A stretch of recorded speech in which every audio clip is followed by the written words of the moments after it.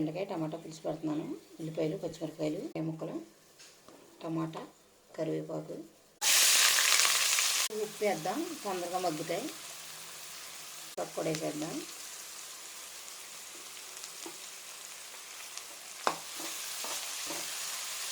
ఇప్పుడు టమాటాలు వేద్దాం. బెండకాయ ముక్కలు, బెండకాయలు బలి లేతగా ఉన్నాయి. ఎక్కడ పల్లంగా ఉంటే అక్కడ జర్రుని జారిపోతాయి. ఈ బెండకాయలు చాలా లేతగా ఉన్నాయి. ఒక మధ్యన ఇప్పుడు ఇందులో కొంచెం కారం వేద్దాం. ఇప్పుడు మనం చింతపండు రసం వేసుకుందాం.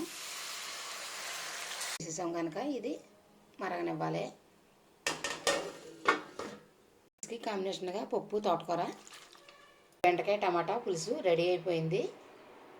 పప్పు, తోటకూర కూడా రెడీ అయిపోయింది. ఇలా మీరు కూడా ట్రై చేయండి. ఈ వీడియో కనుక మీకు నచ్చినట్లయితే సబ్స్క్రైబ్ చేయండి, లైక్ చేయండి, షేర్ చేయండి, కామెంట్ చేయండి.